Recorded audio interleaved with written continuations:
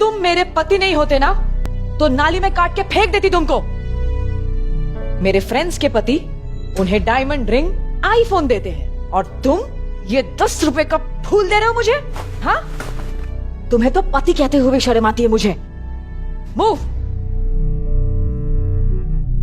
मुझे वैलेंटाइंस पर एक महंगा गिफ्ट चाहिए जिसकी कीमत कम से कम 1 लाख रुपए। मैंने आज तक इतने पैसे देखे भी नहीं है।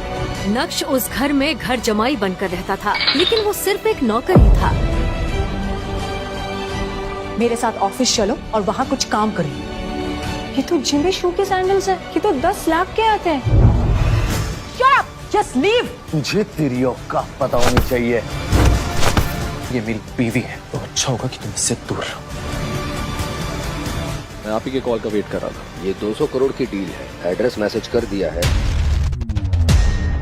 मैम, ये स्पेशल एडिशन सैंडल है। ये इंडिया में कल दूसरा पीसी बिका है जो मिस्टर भानुशाली ने खरीदा है। अक्षर, आप यहाँ? क्या है नक्श की असलियत? अगर वो इतना अमीर है तो क्यों रहता है अपनी ससुराल में घर जमाई बनकर?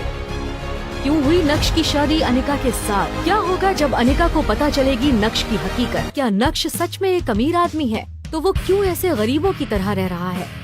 क्यों उसके ससुराल वाले उसके साथ नौकरों की तरह बर्ताव करते हैं? क्या है नक्श की असली सच्चाई? अनिका ने अपने पापा के कहने पर नक्श से शादी तो कर ली थी, मगर जब उसे पता चला कि उसका पति कोई अमीर बिजनेसमैन नहीं बल्कि झोपड़पट्टी में रहने वाला एक गरीब लड़का है, तो उसकी आंखें फटी की फटी रह गईं। फिर अनिका ने ये शर्त रखी थी कि घर के बाहर किसी को पता न चले कि नक्श उसका पति है।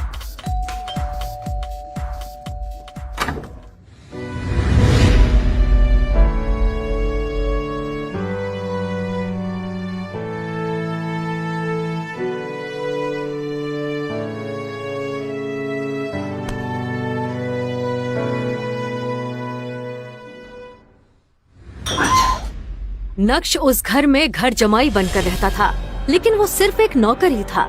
सब उसे जलील करते रहते। ना तो उसे घर में ठीक से खाने को मिलता था, ना ही उसके लिए कोई कमरा था। कभी कालीन पर तो कभी वो कुत्तों के कमरे में सो जाता।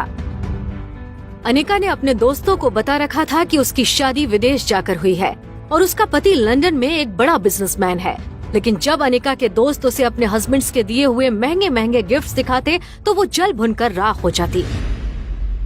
वैलेंटाइन आने वाला था और नक्श अनिका के लिए रेड रोज लाया था, जो उसने लेने से मना कर दिया और चिल्लाते हुए बोली, तुम्हारे पास सिर्फ 2 दिन हैं। मुझे वैलेंटाइंस पर एक महंगा गिफ्ट चाहिए जिसकी कीमत कम से कम 1 लाख रुपए हो, और अगर नहीं ला सके तो किसी ट्रेन के सामने खड़े होकर मर जाना। कम से कम तुमसे पीछा तो छूटेगा। मैंने आज तक इतने पैसे देखे भी नहीं है। इतना महंगा गिफ्ट कहाँ से ला कर दूंगा? तो ये तुम्हें मुझसे शादी करने से पहले सोचना चाहिए था ना। एक मर्द होकर अपनी बीवी की डिमांड्स भी पूरी नहीं कर सकते। छी। 2 दिन बाद वैलेंटाइन के दिन नक्श अनिका के पास आया और उसे एक गिफ्ट बॉक्स दिया। अनिका ने बुरा सा मुंह बनाकर उस डिब्बे को खोला और जैसे ही उसने अंदर का गिफ्ट देखा तो उसके होश उड़ गए। ये तो जिमी शू के सैंडल्स हैं। ये तो 10 लाख के आते हैं।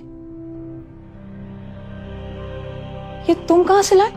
वो दरअसल ये ओरिजिनल नहीं है, बल्कि उसी महंगे सैंडल्स की कॉपी है। मैंने मार्केट से खरीदी है। ये नकली है। नकली? अनिका ने बुरा सा मुंह बनाकर उन सैंडल्स को अपने कमरे में रख दिया, पर सैंडल्स की क्वालिटी देखकर अनिका को नक्श पर थोड़ा शक हुआ, क्योंकि वो सैंडल्स एकदम ओरिजिनल लग रहे थे। एक्चुअली आप मिस्टर भानुशाली के दोस्त हैं? मिस्टर भानुशाली? मतलब भानुशाली इंडस्ट्रीज के मालिक? पर उन्हें तो आज तक किसी ने नहीं देखा। बड़े बड़े लोग उनसे बात भी नहीं कर सकते।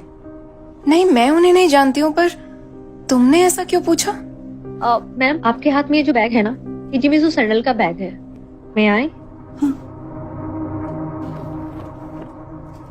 ये स्पेशल एडिशन सैंडल है। मैम, इसकी कटिंग, इसका डिजाइन, इसका लोगो नकली बनाना इम्पॉसिबल है। ये इंडिया में कल दूसरा पीसी बिका है जो मिस्टर भानुशाली ने खरीदा है। क्या नक्श ही है मिस्टर भानुशाली?